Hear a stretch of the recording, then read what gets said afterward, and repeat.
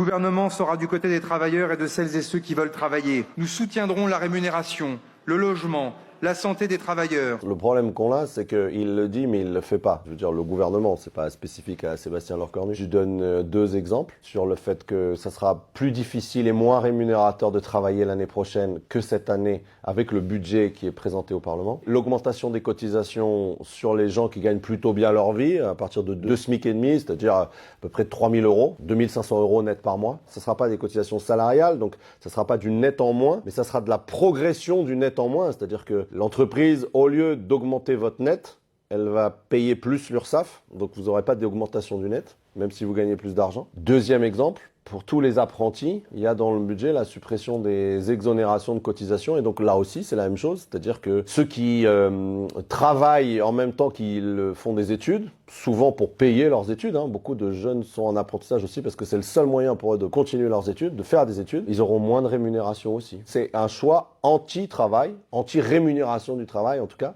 et donc c'est le contraire de ce qui est dit. Le travail qui paye plus, au sens le travail qui ne permet plus d'améliorer son niveau de vie matériel, ça concerne tout le monde en fait. C'est-à-dire que vous gagnez 1 500 euros, 1 426, c'est le SMIC, ou 3 000 euros ou 5 000 euros, vous êtes dans la même situation au sens où, depuis 15 ans, votre niveau de vie matériel, il n'augmente pas. Et il n'augmente pas plus pour les gens à 5 000 que ceux qui sont à 1 500. Évidemment, ils sont plus au-dessus, mais ils progressent pas plus vite. Et ça, c'est une spécificité parce que depuis 1945, les gens qui travaillent aujourd'hui sont la première génération qui n'améliore plus sa vie grâce à son travail. Depuis 2010, depuis une quinzaine d'années, les gens qui travaillent, qu'ils aient 25, 35 ou 45 ans, ou 55 ans, ils améliorent plus leur niveau de vie en travaillant. Quelles sont les principales raisons pour lesquelles le travail ne paye plus? Il y a 3 raisons quand on arrête les chichis et qu'on va droit au but. La première raison, c'est la désindustrialisation. On a fait la pire désindustrialisation d'Europe. On est pire que l'Angleterre aujourd'hui. Partout dans le monde, c'est dans l'industrie que les salaires progressent le plus vite parce que c'est dans l'industrie qu'on fait le plus de productivité. Quand vous perdez 2,5